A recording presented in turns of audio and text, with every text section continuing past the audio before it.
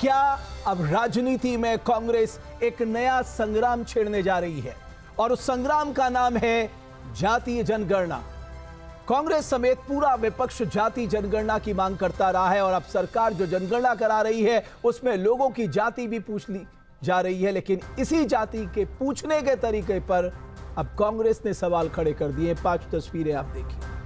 कांग्रेस का कहना है कि जो सवाल पूछे जा रहे हैं उसमें पिछड़ा वर्ग का ऑप्शन ही नहीं है। साथ ही कांग्रेस ने प्रधानमंत्री को चिट्ठी लिखकर बिहार और तेलंगाना के फॉर्मूले पर अमल करने की सलाह दी है। बिहार और तेलंगाना में जाति जनगणना के दौरान बाकायदा एक फॉर्म दिया गया था जिसमें उपजाति का जिक्र था। अब कांग्रेस कह रही है कि इसी को आधार बनाकर जनगणना होनी चाहिए ताकि सारी जातियों की गिनती बराबर हो सके। लेकिन अब इसका दूसरा पहलू भी समझिए। इस बार की जनगणना में वैसे ही सवाल हैं जैसे 2011 की जनगणना में थे। उस जनगणना में भी जाति का जिक्र था, ओबीसी का कॉलम उसमें भी नहीं था। बीजेपी कह रही है कि कांग्रेस एक तरह से विभाजन की राजनीति कर रही है। ऐसे में सवाल यह है कि कांग्रेस क्या इस तरह के मुद्दे उठाकर भ्रम फैला रही है या फिर सियासत के युद्ध का एक और नया अध्याय जल्द ही सामने आने वाला है। क्या जाति जनगणना, जो हमारे सवाल है, क्या जाति जनगणना पर कांग्रेस भ्रम फैलाना चाहती है जैसा कि बीजेपी आरोप लगा रही है? क्या कांग्रेस की जाति के बाद उपजाति की गिनती की मांग सही है? 2011 में भी इसी तरह जाति की जनगणना हुई थी, फिर क्यों सवाल है? क्या जातियों के नाम पर दर्ज करने के लिए उपजाति का विकल्प देना ही चाहिए? ये कुछ ऐसे सवाल हैं जिस पे हम आज चर्चा करेंगे। तो मेरे साथ बहुत ही खास मेहमान न्यूज स्टेशन के मंच पे जुड़ रहे हैं। मेरे साथ एनसीपी से बृजमोहन श्रीवास्तव साहब जुड़ रहे हैं, मेरे साथ डॉक्टर सौरभ मालवी जो राजनीतिक विश्लेषक हैं, और साथ ही साहब कांग्रेस पार्टी से हरनाम सिंह साहब मेरे साथ जुड़ रहे हैं। हरनाम सिंह साहब, मैं आपसे शुरुआत करना चाहूँगा। कहाँ आपको लगा कि साहब ये वाकई दिक्कत है और जो जनगणना के तरीके को बीजेपी अपना रही है, सरकार अपना रही है, वो सही नहीं है, उससे सही डाटा देश के सामने नहीं आएगा? देखिए, जातिगत जनगणना जो अनुसूचित जाति और अनुसूचित जनजाति की होती है उसमें ऑलरेडी कॉलम होता है, उसमें सब कास्ट का भी कॉलम होता है, जो अनुसूचित जाति में जातियां हैं और अनुसूचित जनजातियों में जातियां हैं। अब जब सरकार ने बहुत सारी कांग्रेस की पहल पर, राहुल गांधी जी की पहल पर, खड़गे जी की चिट्ठियों पर सरकार ने खुद माना कि हम जातिगत जनगणना करेंगे, तो जातिगत जनगणना में ओबीसी का कॉलम एक होना चाहिए जिसमें ओबीसी की बहुत सारी सब कास्ट है, उस कास्ट का वो इंगित करें, जैसा कि बिहार में किया गया, जैसा कि तेलंगाना में किया गया। अभी क्या होगा, जब ओबीसी की उसमें कॉलम नहीं होगा, एससी एसटी का कॉलम है, ओबीसी का कॉलम नहीं होगा, तो कोई भी व्यक्ति कोई अलग अलग जात बताएगा। उससे क्या होगा, कुछ कंफ्यूजन होगी। जब ऑलरेडी एक उस फॉर्म में तय जातियां होंगी तो उन जातियों का आकलन कर ये जनगणना क्यों कराई जा रही है? इससे सोशियो इकोनॉमिकल आपका जो है आधार पता चलता है ताकि सरकार उसकी नीतियां बना सके कि कौन सी कम्युनिटीज अभी भी आर्थिक रूप से, सामाजिक रूप से, शैक्षणिक रूप से, आर्थिक रूप से पिछड़ गई है, उनके लिए सरकार उनको आगे लाने के लिए, मुख्य धारा में जोड़ने के लिए उनको लेकर आए, इसलिए जातीय जनगणना कराई जा रही है। अब जब उसमें जातीय जनगणना का कॉलम में ओबीसी होगा ही नहीं और कोई भी व्यक्ति, कोई हर राज्यों में हर जातियों को अलग अलग नाम से पहचाना जाता है, तो हजारों जातियां आ जाएंगी, तो उससे कंफ्यूजन हो जाएगी। अगर ऑलरेडी उस कॉलम में जैसे एससी एसटी की जाति लिखी जाती है, ऐसे ओबीसी की भी जाति लिखी जाए, जिस प्रकार बिहार में इन्हीं के एनडीए के घटक दल ने की ना, तो उसी को पैमाना ले लीजिए। तेलंगाना में तो आपके हरनाम सिंह साहब, मैं आपकी बात से ये समझूं, अगर आपके पास एक डाटा उपलब्ध होगा उस लिहाज से आप नीति बना सकते हैं ताकि अगर कास्ट के अंदर सब कास्ट हो, सबको बराबर प्रतिनिधित्व मिले, चाहे वो रोजगार की बात हो, इकोनॉमिकली की बात हो, पॉलिटिकली बात हो, सोशली बात हो। यही आप कहना चाह रहे हैं? एग्जैक्टली। ओके, ठीक है, आपकी बात में समझ गया। बृजमोहन जी, मुझे ये बताइए, जब कांग्रेस कह रही है कि साहब हमने तेलंगाना में कराया, नीतीश कुमार साहब ने बिहार में करवाया और ये एक शानदार मॉडल है, आप इसी तर्ज पे करा दीजिए, क्या दिक्कत है?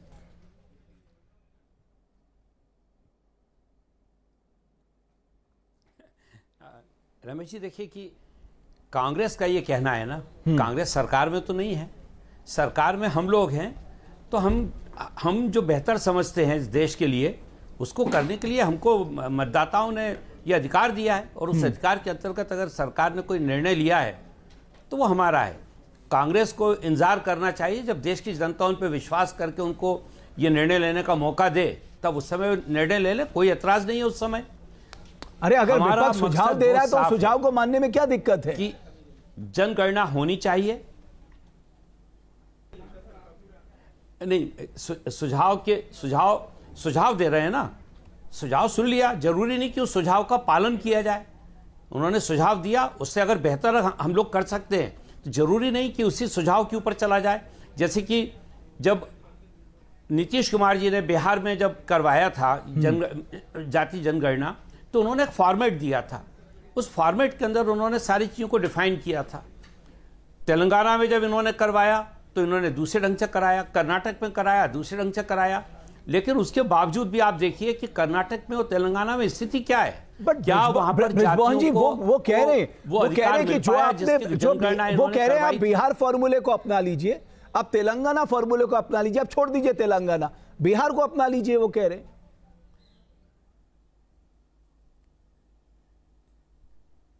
देखिए, अभी इसकी शुरुआत हुई है लद्दाख से, और थोड़ा इसके बैकग्राउंड पे भी हमको जाना पड़ेगा। 1931 में अंग्रेजों के समय पहली बार यहाँ पे जातियों की जनगणना हुई थी, और उसका जो फॉर्मेट है, जिस ढंग से उन्होंने किया था, उसी आधार पर अभी तक सारा काम होता हुआ आया है। अगर कोई बेहतर सुझाव आएगा तो सरकार ने, ये भी तो हमारी सरकार नहीं माना ना, कांग्रेस के इस सुझाव को हम ही लोगों ने स्वीकार किया कि ठीक है हम जाति नहीं, तो आपको बाध्य कर दिया ना। आप चाह कहाँ रहे थे? शुरुआत में तो आप नानुकुर कर रहे थे, बाद में जब पॉलिटिकली आप पे दबाव पड़ा, आपने कहा ये राजनीतिक नुकसान का सौदा साबित हो सकता, तब आप एग्री किए। ये तो सच बात है।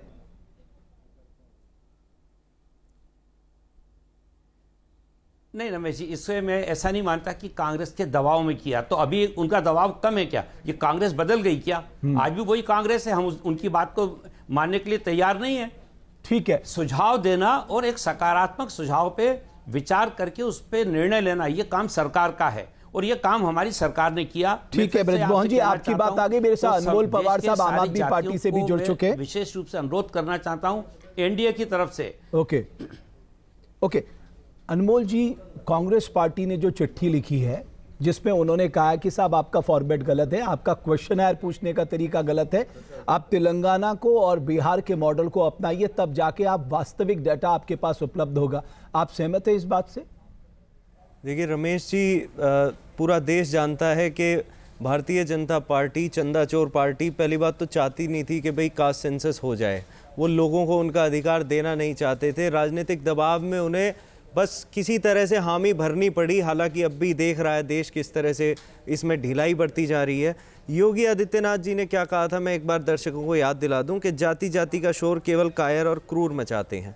सुधांशु त्रिवेदी जी ने क्या कहा था कि caste system was a propaganda by the British to divide India, BJP will never implement it. Nitin Gadkari ji ने क्या कहा था कि जो करेगा जात की बात उसको मारूंगा कस के लात। मोदी जी ने क्या कहा था कि caste census is an urban Naxal thought. उनका कहना था कि हर परिवार में जाके छापा मारना, एक्सरे करना, इससे देश बर्बाद हो जाएगा। उन्होंने तो इसे माओइस्ट थिंकिंग बता दिया था। और यही लोग जो थे, सेंट्रल गवर्नमेंट ने 2021 में एक एफिडेविट फाइल किया था सुप्रीम कोर्ट में, जहां पे उन्होंने कहा था, एग्जैक्ट वर्बेटिम बताता हूं, कि caste census of backward class is administratively difficult and cumbersome. तो उन्होंने जो है इसका विरोध किया था। दूसरा, यही वो लोग हैं जिन्होंने महिला रिजर्वेशन का भी विरोध किया। ये नहीं चाहते कि समाज के किसी भी तबके को जो है उसका अधिकार मिले। मैं कांग्रेस से भी यही कहना चाहता हूं कि भाई पहली बात तो भाजपा चाहती ही नहीं, तो ज़्यादा नीम नेक ना निकाल के इसमें कोशिश की जाए कि जल्दी से जल्दी से पूरा किया जाए। भाई सुझाव तो सरकार को ज़रूर लेने चाहिए, लेकिन अगर हम बहुत ज़्यादा इसमें नीम नेक निकालेंगे तो उससे सरकार का ही फायदा होगा, क्योंकि वो तो चाहते ही नहीं कि भाई किसी तरह से कास्ट सेंसस पूरा हो जाए। डॉक्टर मालवीय, आपको लगता है कि पहले ही कांग्रेस के बार बार ये मुद्दा उठाने के बाद बीजेपी ने ये माना कि नहीं साहब हम 2027 में कास्ट सेंसस को जोड़ेंगे, और अब ये जो क्वेश्चनर पे सवाल उठाए, एक बार फिर इस मुद्दे को सामने लाकर एक तरह का प्रेशर डाल दिया कांग्रेस पार्टी ने बीजेपी पर, और एक शक पैदा कर दिया कि साहब जो ये तरीका है ये बस फॉर्मेलिटी के लिए करवा रहे हैं, ये सीरियस नहीं है कास्ट सेंसस कराने के लिए।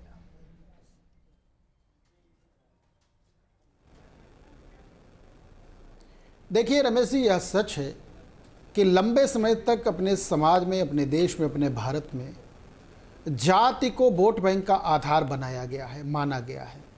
और उस जातियों के आधार पर वोट बैंक के द्वारा छोटे क्षेत्रीय राजनीतिक दल हो, राष्ट्रीय राजनीतिक दल हो, वो लंबे समय तक उसका लाभ लिया है, ले रहे हैं। तो कहीं ना कहीं इससे तो समाज को मुक्त होना पड़ेगा, बाहर आना पड़ेगा, निकलना पड़ेगा। इसके लिए जातीय जनगणना आवश्यक है, ज़रूरी है, लेकिन इसमें बदलाव की भी ज़रूरत है। तो विपक्ष का केवल विरोध के लिए विरोध करने से वास्तविक बातें तो रह जाएंगी। और सरकार यदि इस पर कोई नीतिगत फैसला करती है, वह समुचित समानता की बात के आधार पर उस वर्ग को बाहर लाने की कोशिश कर रही है, तो सरकार की इंटेलिजेंस है, सरकार की नीति है अपनी, वो बाहर लाने का अवसर देना चाहिए, सोचना चाहिए। सुझाव जरूरी है, क्योंकि लोकतंत्र में विपक्ष का होना भी ये लोकतंत्र की खूबसूरती है। लेकिन अपने वोट बैंक के खिसकने के भय से विरोध के लिए विरोध करना, इसके लिए समाज लंबे समय तक वह वर्ग, वह शोषित, वह वंचित वर्ग अभी भी उसमें बना रहे। मुझे लगता है कि सरकार की यह नीति जातिगत फ्रेम को आधार बनाते हुए उस मूल ढांचे को तोड़ने का काम कर रही है, जिससे यह वोट बैंक की जागीर बना हुआ एक तबका उसको लेके चल रहा है। ठीक है। इसलिए जातिगत समीकरण के आधार पर यदि जनगणना हो रहा है तो यह फॉर्म से जात को हटाया नहीं है, बल्कि वो समानता का अधिकार देते हुए उनको लाया है। ओके, मैं अनमोल इससे पहले आपके पास हरनाम सिंह साहब, मुझे क्या आप मुझे बताइए, अगर आपको लगता है एक सटीक आंकड़ा इस देश के सामने आ गया, तो क्या जो आप कह रहे हैं कि साहब आर्थिक बदलाव आ जाएगा, राजनीतिक प्रतिनिधित्व मिल जाएगा, रोजगार में प्रतिनिधित्व मिल जाएगा, सरकारी नौकरियों में हिस्सेदारी मिल जाएगी, ऐसा हो जाएगा? अमीक जमई साहब, बहुत धन्यवाद न्यूज नेशन के मंच पे आने के लिए। मैं आता हूं आपके पास। हरनाम सिंह साहब, ऐसा हो जाएगा? देखिए 100%, जैसे कि प्रीवियसली एससी और एसटी का जब आप जातिगत सेंसस करते हैं तो उसमें बहुत सारे कॉलम्स होते हैं। उस कॉलम में देखा जाता है कि आपके घर में टीवी है, कच्चा मकान है, पक्का मकान है, साइकिल है, 2 व्हीलर है, 4 व्हीलर है, बच्चे कितने हैं, पढ़ाई कितनी तक, प्राइमरी तक की है, 12th तक की है, ग्रेजुएशन कितनी की है, उससे सारे आकलन और आंकड़े निकलते हैं, सरकार के पास आते हैं। सरकार फिर ये देखती है कि कौन से तबके को अभी और जरूरत है आर्थिक सहायता पहुंचाने की, या सामाजिक मदद करने की, या शैक्षणिक आगे बढ़ाने की। हरनाम सिंह साहब, आप यहां पर रुकिए, एक बात मैं आपसे और करना चाहता हूं। आप ठीक कह रहे हैं, बिल्कुल। मैं अब आपको एक उदाहरण देता हूं। 1980 में इंदिरा गांधी ने एक हाई पावर्ड कमेटी बनाई गोपाल सिंह के नेतृत्व में। उसने मुस्लिमों के सामाजिक आर्थिक स्थिति को देश के सामने रखा, 83 में रिपोर्ट सौंपी। उसके बाद अफर्मेटिव एक्शन शुरू हुआ, 1983 में पीएम 15 पॉइंट प्रोग्राम। फिर आप आए, आपने 2005 में फिर सच्चर कमेटी बनाई। सच्चर साहब ने 2006 में वो चिट्टा खोल दिया। उन्होंने कहा मुस्लिमों के हालात जो हैं, जो 1980 के आंकड़े आए थे उससे ज्यादा खराब हो चुके हैं, जबकि आपके पास 80 में डाटा आ गया था। आज अगर आप देख लें, मैं 2026 की बात बता रहा हूं, आपके पास तो सारे डाटा हैं। मुझे आप ये बताइए, अगर आज भी आप उनकी आर्थिक, राजनीतिक, सामाजिक, या मैं कहूंगा रोजगार में उनकी स्थिति बहुत खराब है, तो ये तो डाटा देश के सामने आ गया था। आपने जितने अफर्मेटिव एक्शन दिखाए वो जमीन पे तो दिखे ही नहीं। तो इसका मतलब ये बात सच नहीं है कि डाटा होने का मतलब गारंटी नहीं है उनके जीवन में बदलाव आ जाएगा। एग्जाम्पल आपके सामने।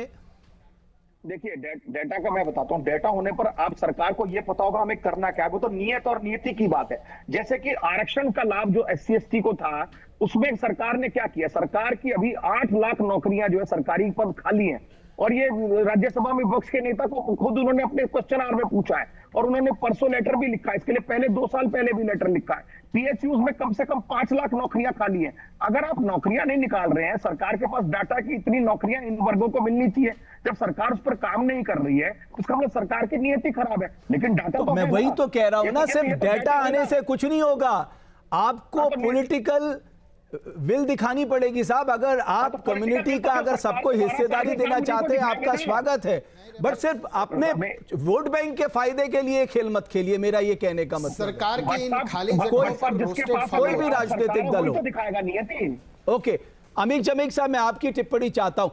पूरी कवायद इस बात पे है कि साहब जाति जनगणना हो जाएगी, डाटा आ जाएगा, उनकी जिंदगी में बदलाव आ जाएगा, हम अफर्मेटिव एक्शन लेंगे, उनके लिए स्पेशल प्रोग्राम लॉन्च करेंगे, उन्हें एजुकेशन में मौका मिलेगा, रोजगार में मौका मिलेगा, पॉलिटिकल मौका मिलेगा। तो मैंने तो एग्जाम्पल दिया आपके सामने। देखिए मुकेश भाई, सबसे पहले आपको बहुत बधाई इस बहुत गंभीर मुद्दे पर चर्चा करने के लिए।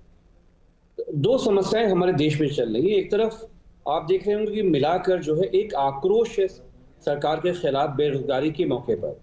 अब उसमें एक तरफ तो SC ST OBC में जो हो रहा है वो तो कंटिन्यूअस देखने को मिल रहा है कि जिस तरह से निजीकरण के रास्ते से सारे आरक्षण के जो प्रोविजन थे वो खत्म किए जा रहे हैं। रमेश भाई आपको बताया कि अगर नौकरियां होंगी नहीं, प्राइवेटाइजेशन हो जाएगा तो आरक्षण लागू कहाँ पे होगा? आरक्षण लागू तो नहीं होगा। तो समस्या SC ST OBC के लिए भी है। और दूसरा ये कि सेंसस में हमारे पास आंकड़े नहीं हैं। आप OBC को 27% आरक्षण देते हो जबकि उनकी आबादी 52% से आगे है।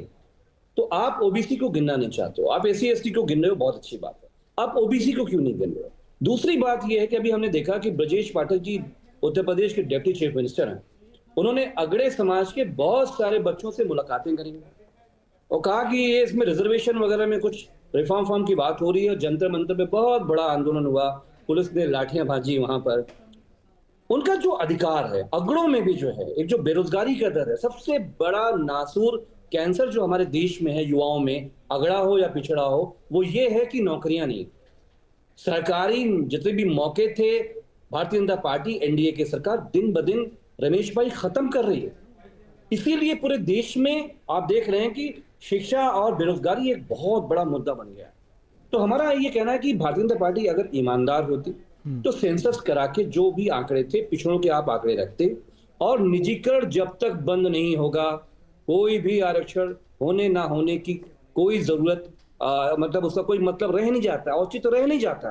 क्योंकि भाजपा कॉन्टिन्यूअसली सारे PSUs का, सारे जितने भी उनके यहाँ नौकरियां आ रही हैं, बैकलॉग्स की जो बात है हमारे कांग्रेस के साथी प्रवक्ता ने उठाई है, बहुत गंभीर बात। तो सवाल ये है कि जो आक्रोश है, एक तरफ आप अगड़ों को बुला के पुचकार रहे हो कि 10% आपको दे दिया और आपको मिलना चाहिए। अरे 50% तो ऑलरेडी अगड़ों के लिए खुला हुआ है। आपको तो ये सीलिंग भी खत्म करनी होगी ना 50% की। कई राज्यों में है, उन्होंने खत्म, तमिलनाडु उसका सबसे बड़ा एग्जाम्पल है। बट आपको आने वाले समय में जो सुप्रीम कोर्ट ने 50% की सीलिंग लगाई है वो भी खत्म करनी पड़ेगी फिर। तो अनमोल जी, ये एक और बड़ा चैलेंज होगा, और ये सीलिंग खत्म करना इसका मतलब कॉन्स्टिट्यूशनल अमेंडमेंट आएगा। देखिए, पहली बात तो आप ये देखिए ना, केंद्र में जो सरकार बैठी है, क्या वाकई में जो वो दलितों को, पिछड़ों को अधिकार देना चाहती है या नहीं? भाई हमने तो ये देखा है NCRB डेटा में कि भाई दलितों और पिछड़ों के साथ जिस तरह की अभद्रता हुई है, जिस तरह का उनके साथ डिस्क्रिमिनेशन हुआ है, वो इस सरकार में बढ़ा ही है। उनके ऊपर अत्याचार बढ़े हैं, उनके ऊपर जो अपराध किए गए हैं वो बढ़े हैं। और किसने किए हैं? भाजपा के लोगों ने किया है। सरेआम वीडियो नहीं देखते आप? मध्य प्रदेश में वीडियो आई थी, किस तरह का व्यवहार किया जा रहा था भाजपा के पदाधिकारी द्वारा।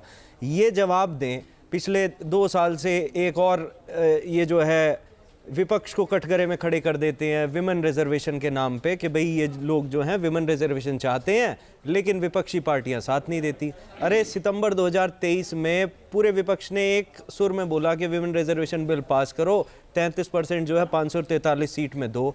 अब आज देखो कितना गंभीर मुद्दा है, कितना जरूरी मुद्दा है, लेकिन भाजपा के प्रवक्ता यहाँ पे में विशेष सत्र बुलाया जाने वाला है। मैं कह रहा हूँ भाजपा के प्रवक्ता आपके डिबेट पे नहीं है। किस लिए नहीं है? क्योंकि उनके पास जवाब नहीं है। एक तो इस चीज का जवाब नहीं है कि वो कास्ट सेंसस का विरोध क्यों करते थे, दूसरा इस चीज का जवाब नहीं है कि कास्ट सेंसस अब तक क्यों नहीं हुआ, तीसरा इस चीज का जवाब नहीं है कि इनके नेताओं ने जबरदस्त विरोध किया था विमेन रिजर्वेशन बिल का, वो पास नहीं हो पाया आज तक, इसका जवाब नहीं है, इसीलिए वो यहाँ मौजूद नहीं है। इस चीज का जवाब नहीं है कि आज सेंट्रल यूनिवर्सिटीज में 82% शेड्यूल कास्ट की सीट वैकेंट है। इस चीज का जवाब नहीं है कि 93% जो है शेड्यूल ट्राइब्स की सीट वैकेंट है। इस चीज का जवाब नहीं है कि जो इनके ऊपर ये इस तरह की एट्रोसिटीज हो रही हैं वो रुक क्यों नहीं रही, क्यों इसे बढ़ावा दिया जा रहा है, क्यों इसे रोका नहीं जा रहा, क्यों उन्हें उनका अधिकार नहीं दिया जा रहा। जो लोग कहते थे कि जी 2/3 बहुमत दो, हम जो है रिजर्वेशन खत्म करेंगे, आज वो कहाँ बिल में छुपे हुए हैं? क्यों आपके डिबेट शो पे क्यों नहीं आए आज? ये बताओ ना। ठीक है, इसका मतलब तो साफ है ना कि उन्हें कोई मतलब नहीं है दलितों से, पिछड़ों से, कास्ट सेंसस से। कर सकते हैं अनमोल जी, उनका विवेक है, कोई आए ना आए। दिखाती है ना रमेश जी। हाँ ठीक है, ब्रिजमोहन जी आए, NDA के सहयोगी है ब्रिजमोहन जी। लेकिन तेलंगाना मॉडल से एक बात बड़ी स्पष्ट हुई, मैं उस कास्ट को नहीं करना चाहता हूं, एक कास्ट का प्रतिनिधित्व जो है वो बहुत कम है, लेकिन उसको सरकारी नौकरी में प्रतिनिधित्व बहुत ज्यादा है। और दूसरी जो कास्ट है उसका प्रतिनिधित्व तो बहुत ज्यादा, सरकारी नौकरी में उसका प्रतिनिधित्व तो कम है। लेकिन जब उन्होंने ये सर्वे किया उससे उनको ये स्पष्ट स्थिति पता लगी, और यही बात वो दोहरा रहे हैं कि साहब देखिए हमने तेलंगाना में ये करके दिखा और हमें मौका मिल गया कि हमें कहां पर एक्शन लेना है करके।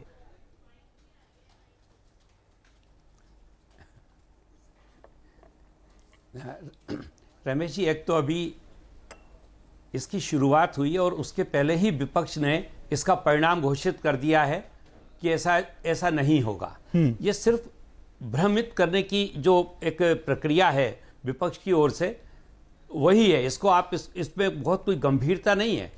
अभी हमारे साथियों ने बहुत सारे आंकड़े बताए। आंकड़े बोलना और उनकी सार्थकता में फर्क है। जैसे कि 2011-12 में ओबीसी के सेंट्रल सर्विसेज में करीब 11% का उनका रिप्रेजेंटेशन था। आज वो बढ़ के 22% है, जस्ट डबल। और ये रिकॉर्ड पे है, ऐसा नहीं है कि कोई अनहोनी बात हो इसमें। और जो ये राजनीतिक दल जितना इस प्रकार का गाना गा रहे हैं, सबसे पहले उन लोगों को ये भी तो बताना चाहिए कि उनकी खुद की जो कार्यकारिणियां हैं प्रदेश स्तर पे, राष्ट्र स्तर पर, उसमें जिन वर्गों की ये बात कर रहे हैं उनको कोई प्रतिनिधित्व भी दिया है कि नहीं। अगर अपने यहां पर तो इनको कोई उनका प्रतिनिधित्व देने की जरूरत महसूस नहीं होती, लेकिन बाकी की सारी बातें करने को तैयार हैं। तो मैं सोचता हूं कि ये जितने भी दूसरे जो राजनीतिक दल हैं जो विपक्ष की भूमिका निभा रहे हैं इस समय देश में, उनको इस बात को भी देश को बताना चाहिए कि उनके यहां पे प्रतिनिधित्व क्या है, उनके यहां पे कार्यकारिणी में कौन लोग हैं भी कि नहीं।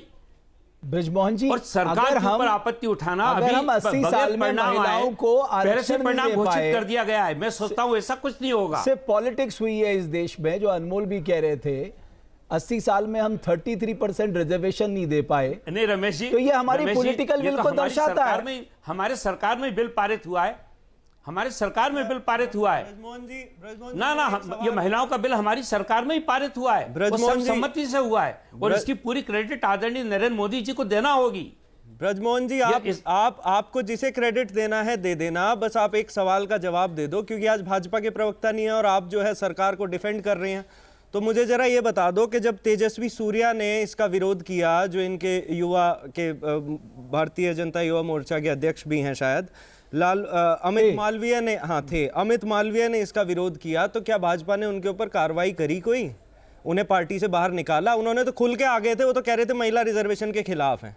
क्या कोई कार्रवाई करी? आप रातों रात डिमोनेटाइजेशन का बिल पास कर सकते हो, आप महिला रिजर्वेशन बिल पास क्यों नहीं कर सकते? क्या दिक्कत है उसमें?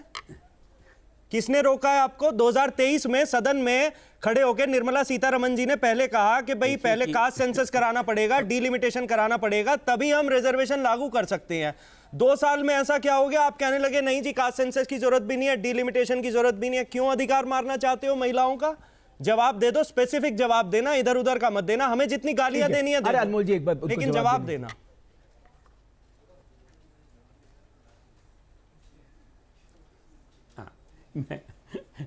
एक तो भाई सूर्या के लिए जो आपने मुझसे पूछा है, इस पे तो मैं जवाब देने के लिए अधिकृत भी नहीं हूँ। उनकी पार्टी का मामला है, भारतीय जनता पार्टी की पार्टी का मामला है, उनको तय करना है कि उनको क्या करना है और क्या नहीं करना है। जहाँ तक बात महिला बिल की है तो उस पर बात बहुत स्पष्ट है। चूंकि सारे लोग इस बात से सहमत नहीं थे कि जो वृद्धि है उससे सहमत नहीं थे, क्योंकि जनसंख्या का हमारा जो कॉन्स्टिट्यूशन है उसका जो सेक्शन 180, 182 है वो ये कहता है कि सारा जो निर्णय होगा वो जनसंख्या के आधार पे होगा। चूंकि जनसंख्या के आधार पे यदि होता तो साउथ की स्टेट इसमें तैयार नहीं थी। आदरणीय अमित शाह साहब ने इसका फार्मूला दिया, लेकिन उसके लिए जब सारे लोग तैयार ही नहीं हुए तो अंततः उसको आगे बढ़ाना पड़ा। आप गलत कह रहे हैं। अभी स्थिति है कि फिर से ला रहे हैं उस बिल को। सारे लोग अगर सहमत होंगे, विपक्ष ने पूरा समर्थन दिया, सारे लोगों के बाद ही होगी। विपक्ष ने, ब्रजमोहन जी मैं आपको ठीक कर दूं, विपक्ष ने पूरा समर्थन दिया, केवल 2 AIMIM के सांसदों ने विरोध किया। जो सहमत दिया, क्यों लागू नहीं किया? जो समर्थन दिया,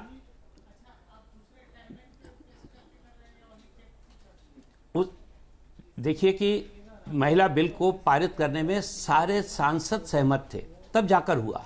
ठीक है, अभी मुझे लगता है कि जनसंख्या का एक जो मुद्दा था क्या वो मुद्दा बगैर था? संविधान संशोधन के हो नहीं सकता। ठीक है, मैं एक ये भी लंबा संविधान में जो व्यवस्था चलेगा ना, उसको अगर उसका पालन ना किया जाए वो मुझे लगता है। अमित भाई, मुझे लगता है इस देश में आने वाले दिनों में आप एक बेस्ट एग्जाम्पल सेट कर सकते हैं? अमीक भाई, मैं कह रहा हूं, आपका पीडीए है, अगर इसके अनुरूप अगर आप पॉलिटिकल रिप्रेजेंटेशन की पैरवी करते हैं और वो आपके टिकट डिस्ट्रीब्यूशन में दिखता है, तो आप ज्यादा नैतिकता के साथ खड़े होके कह सकते हैं, देखिए साहब, हमने ये एग्जाम्पल इस देश में सेट कर दिया। हाँ, मैं दो बातें आपसे इस पर जरूर करना चाहूंगा। सबसे पहले देखिए, पीडीए का ऑडिट अंक माननीय अखिलेश जी ने इसको जारी किया है। आज ये पूरे देश के मीडिया आउटलेट्स में सामने है। 1 दिसंबर 1993 को नेताजी ने मंडल कमीशन को उत्तर प्रदेश में इम्प्लीमेंटेशन किया, जिसकी वजह से 27% का आरक्षण हमारे ओबीसी समाज को मिलना शुरू हुआ। आप जानते हैं ये कितनी क्रूर सरकार है रमेश भट्ट जी। आप देखिए कि 69,000 जो शिक्षक भर्ती 2019 की है, ओबीसी का हक 27% था, मिला 4%। एससी का हक 21%, मिला 16%, और एसटी 2%। एसटी 2%, वो तो है भी है इसके अंदर। एक पूरा बड़ा घोटाला, जितने भी आरक्षण के मौके, जहां पे भी एग्जिस्टिंग जो मौके हैं रमेश भाई, हम कोई नई बात नहीं कह रहे हैं। बांदा एग्रीकल्चर यूनिवर्सिटी का एक वाकया है यूनिवर्सिटी में, जहां पे कुल पद 15 थे, जिसमें से ओबीसी गायब, एससी गायब। सर, आई एग्री, मैं आपकी बात को, मुझे नहीं पता इस डेटा में आप जो डेटा कह रहे, मैंने आपसे एग्जाम्पल पूछा। आप तो एक शानदार एग्जाम्पल इस देश के सामने रख सकते हैं जब बात पॉलिटिकल रिप्रेजेंटेशन की आती है, कि ये देखिए साहब, पीडीए ने जिसकी हिस्सेदारी, जितनी जिसकी भागीदारी, उसकी उतनी हिस्सेदारी। अगर रमेश भाई, अगर आप पार्लियामेंट का पूरा आप डाइवर्सिटी देखिए समाजवादी पार्टी में, तो आपको बहुत खुशी होगी। आप उठाइए मरहूम फूलन देवी से, शहीद फूलन देवी से आप उठाइए कि किस तरह से उनकी हत्या हुई। नेताजी ने एक सबसे निचले, सबसे पिछड़ी हुई महिला को उठा के भारत की संसद में भेजा। आज सबसे यंग, पढ़ी लिखी 2 बेटियां जो उत्तर प्रदेश से संसद में जाती हैं, एक तो प्रिया सरोज हमारी जौनपुर से ही हैं, दूसरी इकरा हसन जो दुनिया के विश्वविद्यालयों से पढ़ के आई हैं, महिलाएं हैं। तो चाहे गुरमी हो, चाहे जो भी डाइवर्सिटी में हम जो ऑपरेट सेक्शन की बात हम करते हैं, पूरे देश में अमीक भाई ने एक पीडीए का एग्जाम्पल बनाया है, और हम ये समझते हैं कि मालवी साहब और हरनाब सिंह साहब, ब्रेक के बाद हम चर्चा करेंगे कि साहब, क्या ये सामाजिक न्याय के लिए किया जा रहा है ये पूरा कार्यक्रम है, या देश की राजनीति जो है वो जातिगत आधार पर ज्यादा ध्रुवीकरण होगा? ये बहुत महत्वपूर्ण होने जा रहा है आने वाले समय में। जातिगत जनगणना को लेकर एक बार फिर कांग्रेस ने सवाल खड़े कर दिए हैं, चिट्ठी लिखकर पूछा है, जो क्वेश्चनर जारी किया गया है उससे पार्टी सहमत नहीं है। उन्होंने बिहार और तेलंगाना की बात की है कि वहां जिस तरह से कास्ट सेंसस कराया गया है, इसी तरह का मॉडल केंद्र सरकार को अपनाना चाहिए कास्ट सेंसस में। हरनाब सिंह साहब, एक और बात पे जानना चाहता हूं। अब भाई, विश्वसनीयता की तो बात है ही है। इतने सालों तक सत्ता में राज करने के बाद अगर अचानक आपके सबसे बड़े नेता ये पूछे कि भारत सरकार में कितने सचिव ओबीसी हैं, फला नौकरी में कितने सचिव ओबीसी हैं, तो ये तो सवाल आप सत्ता में जब थे तब पूछने चाहिए थे ना, कि बताइए साहब कितने लोग ओबीसी में हैं, कितने लोग इस कास्ट के हैं, कितने लोग इस कास्ट के हैं। अब जब आप सत्ता में नहीं है तब आप ये सवाल पूछ रहे हैं। आप तो इंप्लीमेंट भी करा देते उस समय। नहीं तो उस वक्त इंप्लीमेंट किया था ना, यही तो बात है कि जिस वक्त हम सत्ता में थे, ये SC/ST का कानून कौन लेकर आया, एट्रोसिटी एक्ट कौन लेकर आया, तो उस वक्त हम इनको एम्पावरमेंट कर रहे थे ना। आज अब देखिए, यही मुश्किल है मीडिया की कि अब हम सत्ता में भी नहीं है 12 साल से, तब भी हम ही सवाल का जवाब देंगे। जब हम सत्ता में थे तब भी सवाल का जवाब हम देंगे। अरे भैया, 12 साल से केंद्र में भारतीय जनता पार्टी है। अरे हरनाम सिंह साहब, मैं ये नहीं कह रहा आप जवाब दीजिए, मैं ये पूछ रहा हूं, एक रात को अचानक मेरे मन में एक ख्याल आया कि मैं पता करूं कि भारत सरकार में कितने सचिव में से ओबीसी सचिव हैं। ये तब क्यों नहीं पूछा जब 2004 से लेकर 2014 तक आप सत्ता में थे? आपने सवाल गलत नहीं किया, लेकिन जब आप सत्ता में तब पूछते ना, जब आपने लालू प्रसाद यादव के मामले पे कागज फाड़ के डस्टबिन में फेंक दिया था, उसी दिन आप लगे हाथ ये सवाल भी पूछ लेते। मुझे ये भी जानना है कि हमारे सरकार में जितने सचिव हैं उनमें से कितने ओबीसी हैं, बताइए मुझे। तब तो नहीं पूछा। अब आप गुस्सा मत होइए, मैं जो सवाल पूछ रहा हूँ ठीक पूछ रहा हूँ। नहीं, मैं गुस्सा, अरे मैं गुस्सा नहीं हो रहा। मैं तो ये कह रहा हूँ कि अब सरकार से अगर ये सवाल करा जा रहा है कि 12 साल के अंदर कितने लोगों को रिप्रेजेंटेशन मिला, तो इसमें इसमें कौन सा गुनाह कर दिया विपक्ष के नेता ने? आज विपक्ष के नेता ये कह रहे हैं कि आरक्षण को सही प्रकार से लागू कर दो, लेटरल एंट्री जो आप लेकर आ रहे हो बैकडोर से उसको ना लाओ, संवैधानिक प्रक्रिया को ना खराब करो। जिन लोगों को जरूरत है इस आरक्षण की उनको आरक्षण मिले ताकि वो मुख्य धारा में जुड़ चुके, मेन स्ट्रीम में जुड़ चुके, उसके लिए सुझाव दें। अगर हम कह रहे हैं कि सर्वदलीय मीटिंग बुला लीजिए, ऑल पार्टी मीट कर लीजिए, विपक्ष के नेताओं के पास भी कुछ एक्सपीरियंस होगा। ऐसा नहीं है कि आप सत्ता में आ गए तो आज आप ही के पास एक्सपीरियंस है। जो लोग सत्ता में नहीं है, विपक्ष में है, तो हम कह रहे हैं विपक्ष की ऑल पार्टी मीटिंग कर अगर उनसे सुझाव ले लें कि किस तरीके से ओबीसी की जनगणना में उनको मदद की जा सकती है, इसमें कौन सा गुनाह है, कौन सी गलत बात है? सरकार के इसमें कौन सी दिक्कत हो जाएगी सरकार को? तो ऐसे तो फिर सब हर तरह, देखिए ये जो आप खेल, मतलब जो भी, मैं इसको गलत नहीं मानना, लेकिन आने वाले समय में लोग पूछेंगे भाई आप बताइए आपके कितने मुख्यमंत्री इस कास्ट के हैं, आपने इस कास्ट को अपनी पार्टी के संगठन में कितना रिप्रेजेंटेशन दिया है, सरकार में कितना रिप्रेजेंटेशन दिया है, कितने टिकट आपने इसके रिप्रेजेंटेशन से दिए हैं, ये सब आने वाला आपके सामने समय के साथ। अरे सर, हमने तो ओबीसी बनाए हुए थे सारे। भूपेश बघेल जी ओबीसी थे, अशोक गहलोत ओबीसी थे, सिद्धरामैया साहब ओबीसी थे। हमने तो बहुत ओबीसी बनाए हैं, एससी भी बनाए हैं, और आज भी कांग्रेस के संगठन में 60% हमने उसमें अपनी सीडब्ल्यूसी में पास किया हुआ है कि एससी, ओबीसी और महिलाओं को रिजर्वेशन दिया जाएगा। ओके डॉक्टर मालवीय, अगर मान लीजिए तेलंगाना बिहार में ये सब हो सकता है तो राष्ट्रीय स्तर पे क्यों नहीं हो सकता? कांग्रेस ने जो क्वेश्चन है चेंज करने की बात कही है, जो सवाल उठाए हैं, उन्होंने समाधान भी दिया कि साहब देखिए हमने करके दिखाया है, आपने भी किया बिहार में, आप इसी को इंप्लीमेंट करिए।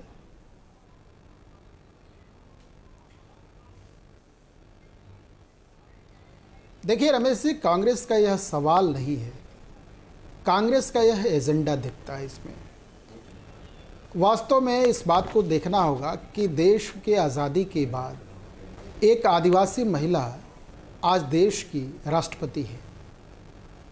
ये देखना होगा कि कांग्रेस लंबे समय तक 60 वर्षों तक जिस देश में शासन की, तो उनका नारा ही था, खाता न बही, जो कांग्रेस कहे वही सही। ये क्या था? ये देखना होगा, समझना होगा कि पीडीए की बात करने वाले जमई साहब बोल रहे थे, उत्तर प्रदेश में जब शासन में थे तो क्या था उत्तर प्रदेश की वास्तविक चरित्र और चित्र? एक ही जाति, एक ही वर्ग, एक ही बिरादरी। ये देखना होगा क्या इनके पास उस समाज के दबके हुए, छुपे हुए, डूबते हुए तिनकों को सहारा देने के लिए कुछ किया? नहीं किया। ये रोजगार की जो आंकड़े आ रहे हैं कि इतने विश्वविद्यालय में इतने वर्षों से इतने जगहों पर ये बचे हैं, उसको कहते हैं रमेश जी रोस्टर फॉलो करना। रोस्टर का अर्थ ही है उसमें सीधे सीधे एससी, एसटी, ओबीसी के पदों की भर्ती। वो पदों की भर्ती क्यों नहीं हो पाई? अरे उस वर्ग को तुमने इस लायक बनाया नहीं, आपने दिया नहीं, आपने उठाया नहीं।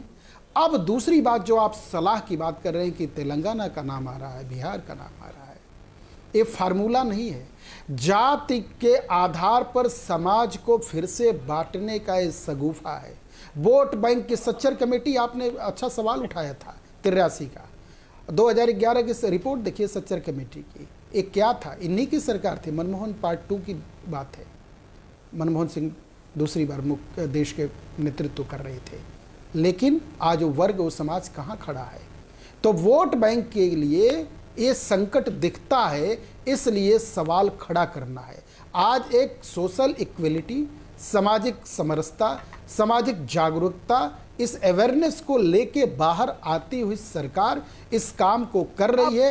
आम जन का मनोबल बढ़ रहा है। ये केवल सवाल कांग्रेस पार्टी ने, अगर जाति जनगणना की बात की हम सवाल उठा दे, अगर हम उत्तर प्रदेश में जाके कब्रिस्तान और शमशान की बात करेंगे, वो क्या है भाई? हर कोई तो अपने वोट बैंक को साध ही रहा है ना।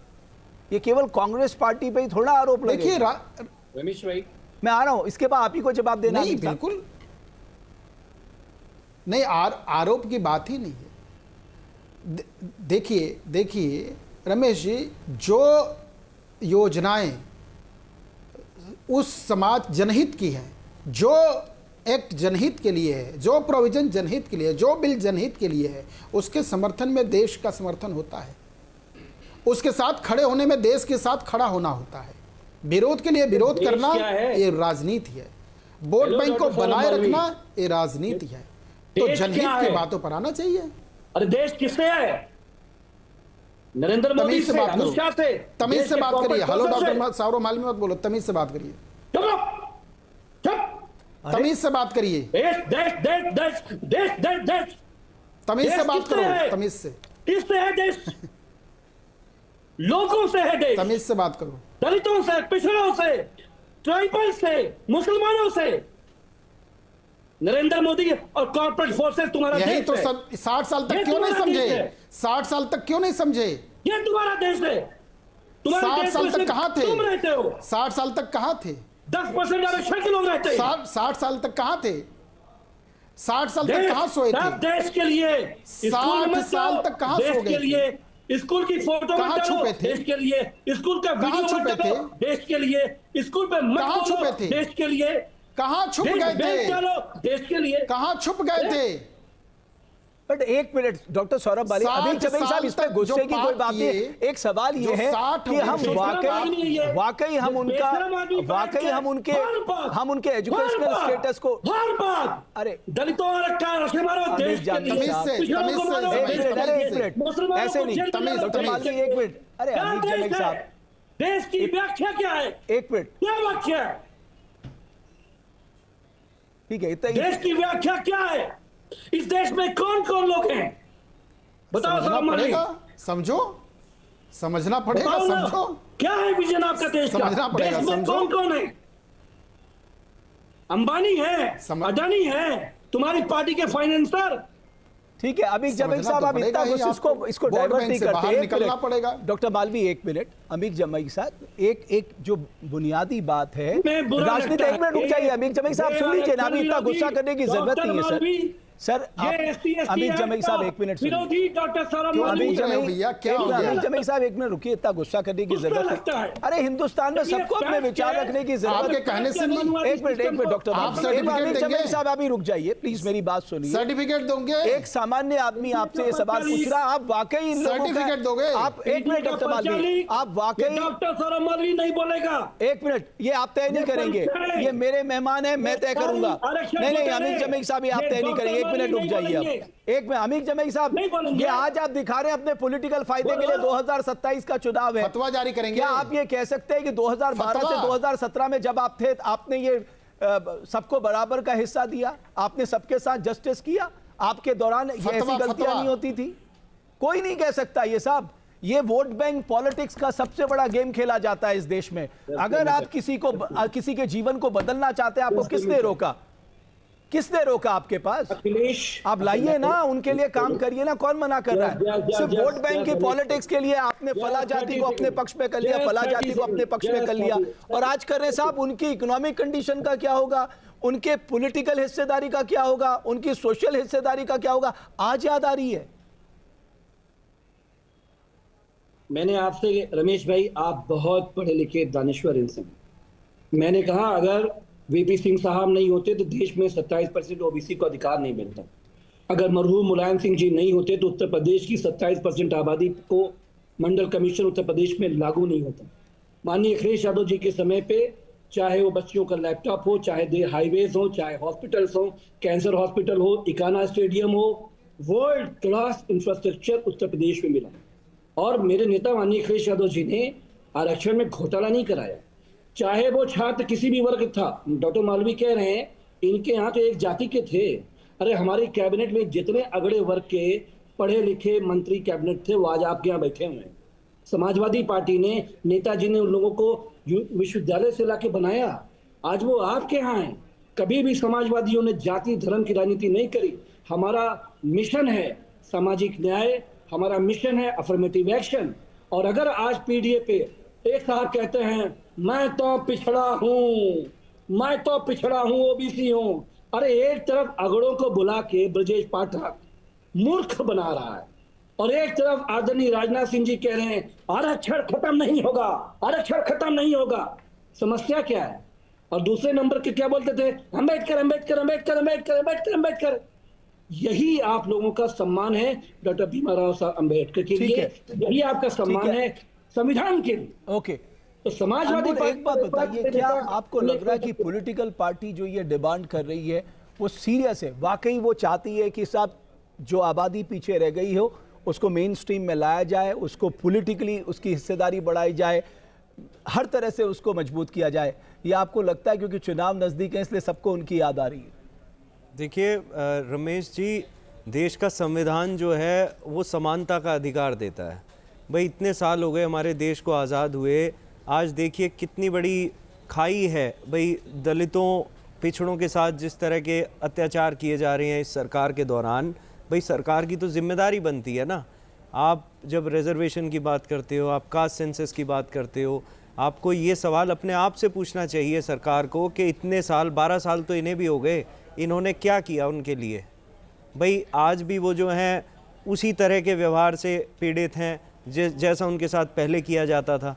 आपको याद होगा कि भाई इन्हीं की जो मातृ संस्था है भाजपा की आरएसएस, उनके जो वरिष्ठ हैं मोहन भागवत जी, उन्होंने कहा था कि रिजर्वेशन ख़त्म कर देना चाहिए। 2015 का ये वाक़या है।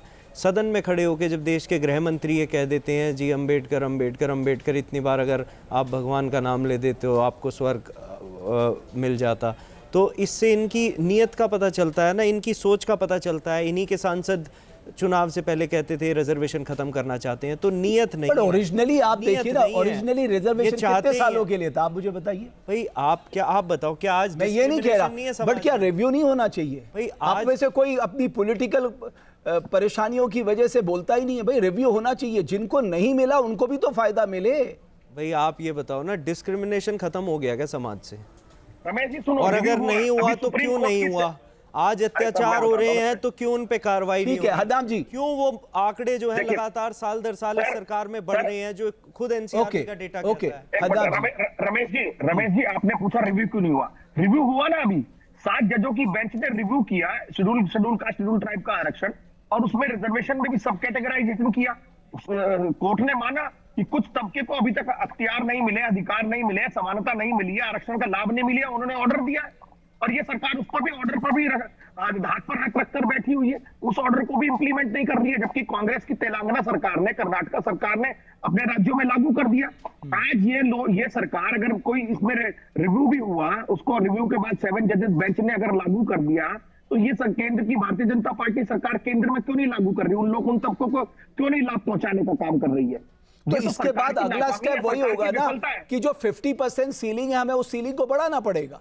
वो तो हटने उस जातिगत जनगणना का मकसद ही है कि जब आपने 10% ईडब्ल्यूएस स्वर्ण लोगों को दे दिया है और ओबीसी की आबादी जो है वो बहुत ज्यादा है, तो उसको 27% से आरक्षण को कैप को हटाया जाएगा, और SC ST की भी जो अभी सेंसस में आबादी जो है वो 15% से बढ़कर 22.5% SC ST दोनों की है, वो ज्यादा निकलेगी। तो उसके अकॉर्डिंगली जितनी जिसकी संख्या भारी उतनी उसकी हिस्सेदारी पर ये जातिगत जनगणना का फॉर्मूला है राहुल गांधी का, जिसे हम सरकार को कह रहे हैं कि आप इस पर जातिगत जनगणना कराइए। ओके, ब्रिजमोहन जी, किस कास्ट की कितनी आज स्थिति है, उस स्थिति के अनुसार उसको लाभ मिलना चाहिए। ओके ब्रिजमोहन जी।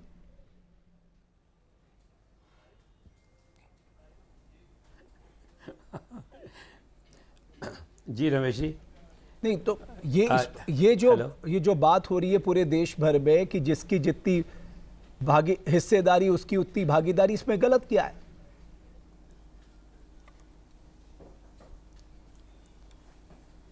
सरकार उसी दिशा में तो काम कर रही है।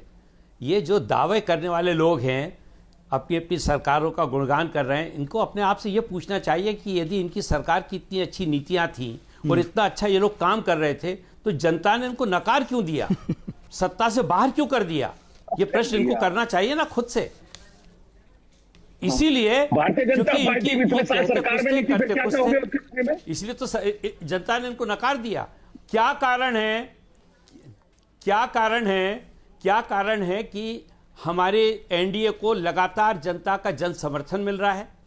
हम लोग लगातार, ये तीसरा टर्म है आदरणीय नरेंद्र मोदी जी का हमारी एनडीए की सरकार का। क्यों? क्योंकि जो वायदे किए जा रहे हैं उनको धरातल पे ईमानदारी के साथ उतारा भी जा रहा है। यही कारण है, और यही बौखलाहट देखने को मिल रही है, क्योंकि अभी भी इन लोगों को, सबों को ये विश्वास है कि इनको जनता का कोई समर्थन नहीं मिलेगा। तो आप कह रहे हैं ब्रिजमोहन जी, जो केंद्र सरकार करा रही है वो बिल्कुल ठीक है, जो चिट्ठी लिखी है मल्लिकार्जुन खड़गे ने, 3-3 चिट्ठियां लिखी, उसको बिल्कुल भी नहीं देखा जाना चाहिए। केंद्र सरकार अपने हिसाब से तय करेगी, जरूरी नहीं कि कांग्रेस बता रही है बिहार का फॉर्मूला या तेलंगाना का फॉर्मूला, जरूरी नहीं है। बिल्कुल नहीं।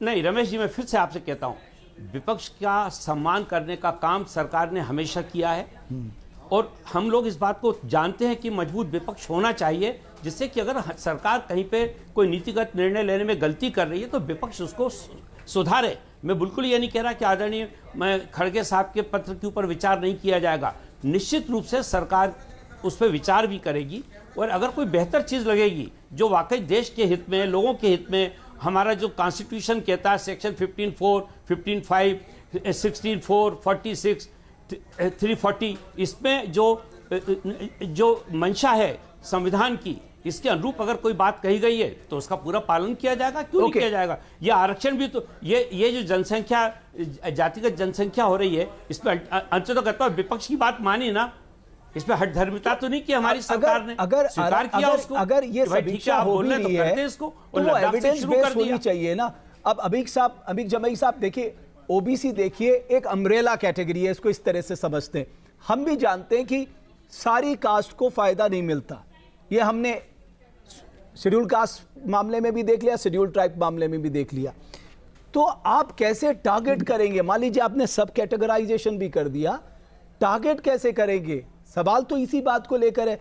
एक समुदाय जो है वो रिजर्वेशन का फायदा लेके अर्श से फर्श तक पहुंच गया, फर्श से अर्श तक पहुंच गया, और दूसरा समुदाय आज का आज वही खड़ा है। तो भाई जो ऑब्जेक्टिव था, जो सोच थी, वो तो ये थी नहीं, तो आपकी सोच ही हार गई। तो क्या आपको लगता है इससे भी सबक हमें सीखना पड़ेगा कि सब हमें ये देखना पड़ेगा कि हमें टारगेटेड करना पड़ेगा आपका हम आने वाले समय में? रमेश भाई देखिए, आरक्षण कोई नौकरी का डिपार्टमेंट नहीं है। रमेश जी, आरक्षण जो है, जो एक सामाजिक उत्थान है कि हम नजरिया बदले कि एससी, एसटी, ओबीसी भी हमारे बराबर इंसान हैं, लेकिन उनके ऊपर हजारों साल से किसी विचारधारा के चलते एक उनके साथ गलत व्यवहार हुआ और वो शिक्षा में, नौकरियों में बहुत पीछे चले गए। वीपी सिंह जी ने मंडल कमीशन दिया, अर्जुन सिंह जी आए, उन्होंने शिक्षा में 27% की नौकरियों का प्रावधान किया, जिसकी वजह से रमेश भाई हमारे देश के जो पिछड़े हुए नागरिक थे वो कहीं न कहीं शिक्षा में, नौकरियों में थोड़े से अनुपात में वो आगे आ गए। आपको याद होगा कि भारतीय जनता पार्टी की एक विधायिका है लखनऊ से, मतलब प्रचंड हिंदुत्व की सरकार है उत्तर प्रदेश में, लखनऊ में, डॉक्टर सौरभ मालवीय का मुंह तो सिल जाएगा। एक दलित विधायक मंदिर में घुसने को लेकर, अभी एक हफ्ते की घटना है, उनको और उनके जो शौहर हैं, जो पूर्व सांसद रहे हैं, कौशल जी, बहुजन आंदोलन के बहुत बड़े नेता हैं, उनके साथ अनटचेबिलिटी हुई, उनके साथ छुआछूत हुई। हमारे पूर्व मुख्यमंत्री जी जब भी किसी मंदिर में जाते हैं, सौरभ मालवीय जी के सोच वाले जो लोग हैं वहां गंगा जल लेके टैंकर में जाते हैं कि जहां पिछड़े जाएंगे पूर्व मुख्यमंत्री जी, पहले मंदिर का प्रांगण धुलवाया जाएगा। तो जब तक ये कुत्सित सोच, गंदी सोच समाज में नहीं बदलती है, आरक्षण का कोई टाइम लिमिट नहीं है, ये बढ़ता रहना चाहिए, हमारा ये मानना है। ठीक है, नौकरी नहीं है, सच है, मैं समझ गया आप सोशल जस्टिस की बात कर रहे हैं, लेकिन मैं केवल सोशल जस्टिस तक ही नहीं रख रहा हूं, उसको इकोनॉमिक जस्टिस की भी बात करिए, पॉलिटिकल जस्टिस की भी बात करिए, हर लिहाज से उसको परिपक्व। डॉक्टर मालवीय,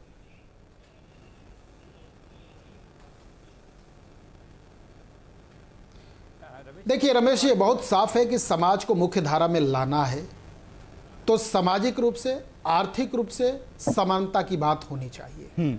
जिनके आज भी सपने रह जाते हैं उनको तो मुख्य धारा में लेके आना ही पड़ेगा, और जो उसमें सहयोगी बन सकते हैं, कर सकते हैं, उनको करना चाहिए। एक तो ये समाज का पक्ष हो गया।